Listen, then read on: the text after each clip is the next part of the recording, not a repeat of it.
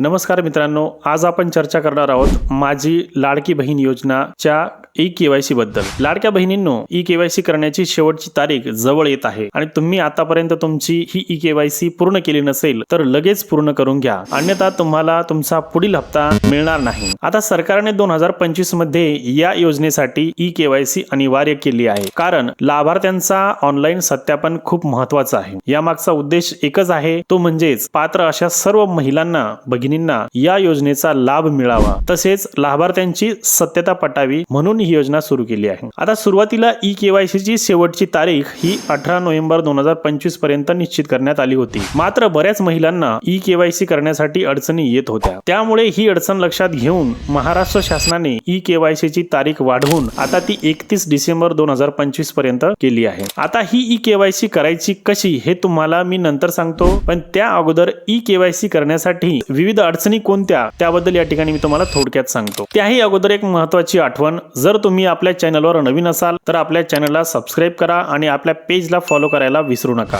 सोबतच आपल्या त्या मैत्रिणींमध्ये हा व्हिडिओ शेअर करा ज्यांची ई-केवायसी पूर्ण झालेली नाही। आता ई-केवायसी करण्यासाठी येणाऱ्या अडचणी कोणकोणत्या, तर त्यामध्ये सर्वात प्रथम कोणती असेल तर OTP येत नाही। तर यावर उपाय एक, तुम्ही दिलेला जो मोबाईल नंबर आहे तो आता सध्या तुमच्याकडे आहे का किंवा तोच आहे का याची अगोदर खात्री करा। कदाचित तो नंबर जर तुमच्याजवळ नसेल तर OTP जुन्या नंबरवर म्हणजेच दिलेल्या नंबरवर जाऊ शकतो, जो सध्या तुमच्याजवळ उपलब्ध नसू शकेल। नंबर 2, ई-केवायसी करताना शक्यतो कम्प्युटर किंवा लॅपटॉप मधून करा आणि इंटरनेटची स्पीड व्यवस्थित आहे का याचीही सोबत खात्री करून घ्या, कारण जर इंटरनेट स्लो असेल तर तुम्हाला OTP मिळण्यासाठी अडचण येऊ शकते। आता काही महिलांचं असं म्हणणं आहे की आम्ही ई-केवायसी पूर्ण केली तरीही आम्हाला पुढचा हप्ता मिळाला नाही, तर अशा सर्व महिलांना मी सांगू इच्छितो की काळजी करू नका, निश्चितच तुम्हाला तुमचा पुढचा हप्ता लवकरच मिळेल जर तुमची ई-केवायसी व्यवस्थितरित्या पूर्ण झाली असेल तर। आता सर्वात मोठी समस्या, सर्वात मोठी अडचण त्या महिलांना येत आहे ज्यांना पती नाही किंवा वडीलही नाही। मग अशा महिलांनी कुणाच्या आधारावरून ई-केवायसी पूर्ण करावी, तर यासाठी आपल्या राज्याच्या महिला व बालकल्याण मंत्री आदितीताई तटकरे यांनी स्पष्ट सांगितलेले आहे की अशा सर्व महिलांसाठी नंतर याच वेबसाईट मध्ये स्वतंत्रपणे सुविधा उपलब्ध करण्यात येणार आहे, जेथे तुम्हाला आवश्यक ते पुरावे अपलोड करता येईल। त्याचबरोबर अशा सर्व लाभार्थी महिलांकडून संबंधित सर्व पुरावे ऑफलाईन पद्धतीनेही जमा करून घेतले जाणार आहे। नंबर 5, तर अशा पद्धतीने तुम्हाला ई-केवायसी पूर्ण करून घ्यायची आहे।